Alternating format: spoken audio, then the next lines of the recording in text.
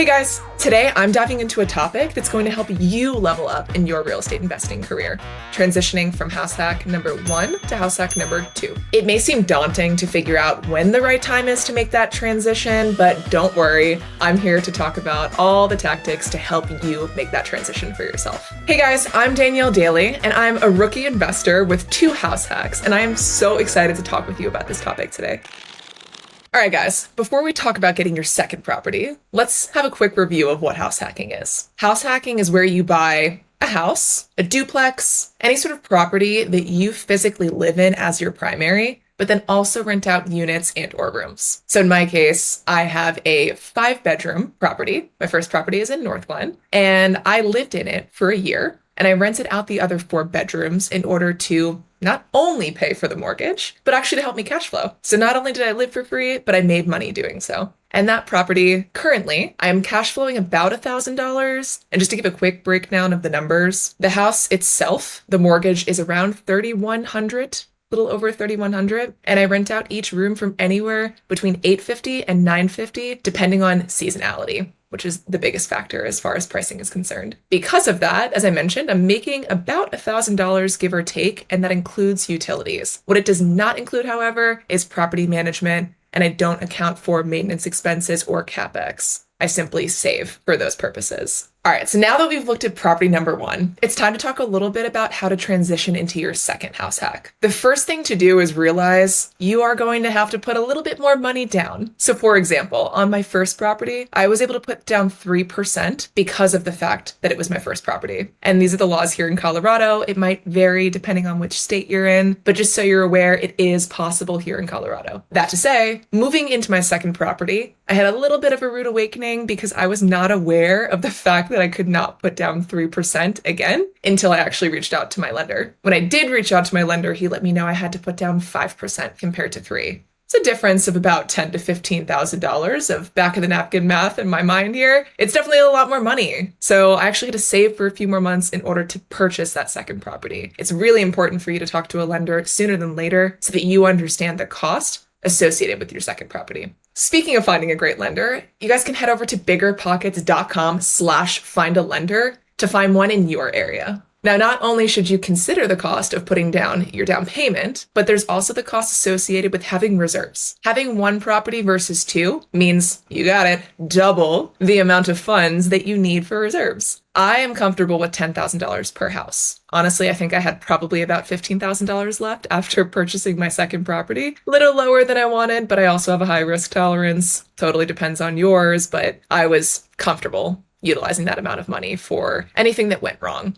In addition to the financial aspect, I would also consider what you want out of a second property. So for instance, some people want more privacy. Maybe you want to rent out the entire downstairs basement, but then have upstairs completely to yourself. Will you have to add a kitchenette downstairs? Will you have to add any sort of walls or doors to basically section off downstairs from upstairs so you have privacy? Or are you like me? And are you okay with going for that second house hack, all in, rent by the room strategy where you are living with roommates again? It really depends on your strategy and what you're looking for, but I would highly consider thinking about that before you dive in. So what I will say is I'm actually at a point right now in my house hacking career where I'm ready for a little bit more privacy. Love my tenants. They're great. They're great to live with. But I'm at a point in my life where I know that the next property, I definitely want something a little bit more private, whether it's that sectioned off basement or even a duplex. It's also really important to make sure you run your numbers. So figure out what area of town are you going to be in? How much can you get per room if you do decide to do the rent by the room strategy? That's all going to matter because there's different variables, including interest rates, housing costs, as far as the purchase price of the home. And when it comes to your mortgage, you want to make sure that the amount of bedrooms in the house versus what you can make with rental income is actually going to pay for your mortgage. Now, going off of that, for some people, you might be okay breaking even. Maybe that's a win for you. Others might be looking for cash flow. Like, I have to make a little bit of money off this for this to be a good deal. How I thought on my first property, and even my second, is, okay, if I lose $500, which means I'm only paying $500 for my living costs, negative cash flow as some would call it, then I'm still only paying $500 to live. That is so much cheaper. That's $1,000 to $1,500 cheaper than it would be if I went to get my own apartment. So something to keep in mind is just running those numbers, make sure you know what you're getting into. And unlike what I do often is learn from me and make sure you include property management costs and CapEx and miscellaneous costs, including utilities. Because if you don't, that really can hurt your cash flow. So that's just something to consider as well. Now let's break down the finances a little bit of my second house hack. So the second house hack, I bought the house for $565,000. I had to put down about $35,000 at a 5% rate, and that was not including the improvements that I actually had to make on the house. All in, I probably spent anywhere from $10,000 to $15,000 on things like installing an AC unit, which I knew from the get-go was not in the house. And then I also had to fix up a couple things in the house as far as just general improvements. Even though it was renovated, it was small things that I had to fix and put money into.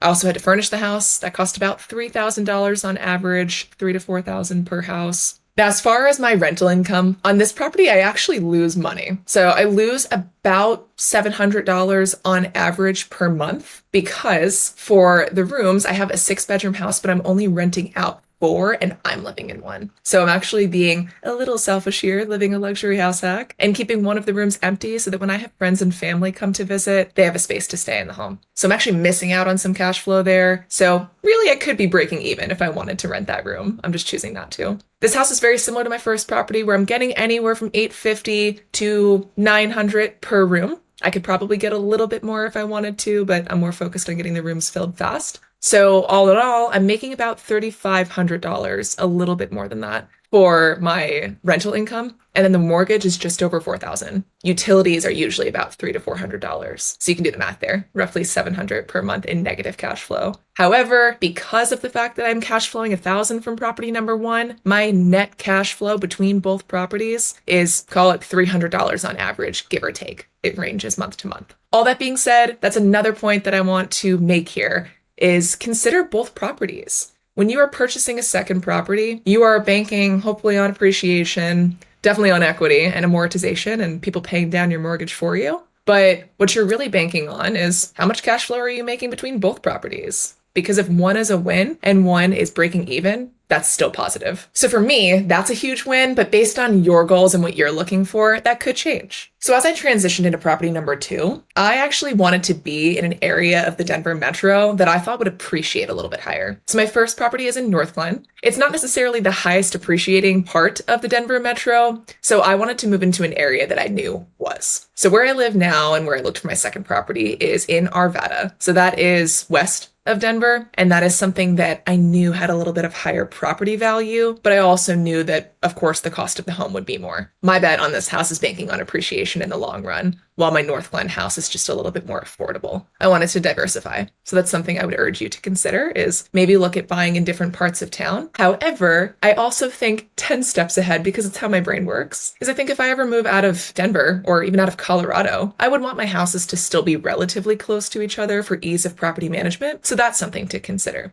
Another thing I've started to work on as I transitioned from property number 1 to property number 2 is making enhancements and improvements to my properties while I'm here. I will say it's much easier to work on your house when you live in it versus it being a property that is now a rental. Some things that actually shocked me that I didn't even think about until I moved into my second property is being respectful of your tenants. It's not your house anymore. It is your house, but it's not the house that you live in. So when you come by to do any sort of work, improvement, tours, anything, you need to let your tenants know when you stop by. You can't just be popping in like I did, unannounced and walking into a house that you no longer live in. So making the improvements is so much easier when you live in the house. I'd recommend doing that while you're there before you transition to your second property. Doing so could increase your property's value in addition to increasing your rental income, which is a win-win for you. As far as timing goes from transitioning to your first to second property, I personally had a goal of buying a house once per year until I hit financial freedom. So that means buying your house, living in it for 1 year, buying your second house, living in it again, so on and so forth. That's a great goal, but now that I'm doing this house hacking and I'm on my second property, I'm not quite sure I'm going to keep up with the once per year because moving is a lot. It's a lot of work. You have to rent out the entire house on top of furnishing the entire house, on top of moving your own things and uprooting your life into a different city. It can be positive, it can be fun, but just something to think about when you do go on this journey of house hacking is understanding what area of town do you want to stay in and which one do you love the most, and then understanding what sort of timeline works for you to get to financial freedom. The faster the better for some people, and then others might want to just take their time and really relish in their home, make some improvements, build up the property's value, and move on when they're ready. I'm still wanting to get to financial freedom as fast as possible, but I'm no longer putting that strict time frame of buying one house every single year because it is a lot of money. It is a lot of time and effort. And I really, really encourage you guys to get your systems in place before you start purchasing a bunch of properties. That's a whole other conversation, but just to point out a few things. When I mean system, I'm talking about, do you need an LLC? How do you get one? Do you have one? Maybe check out one of our other videos to learn more about LLCs. I am still in the process of getting an LLC myself. Understanding, of course, how to bookkeep. That's keeping receipts, understanding how to do taxes, getting a CPA, getting a lawyer, dealing with any specific tenant issues, and documenting how to deal with that moving forward. So all of these systems and processes, those are just to name a few. I would definitely hammer those out before you start building upon your portfolio. So there you have it. Thanks so much for your time. Again, I am Danielle Daly, and you can actually search for my name, Danielle Daly, on BiggerPockets to connect. If you found this video helpful, please like and subscribe to the BiggerPockets Rookie channel for more videos just like this. Thanks again, guys. I'll catch you next time.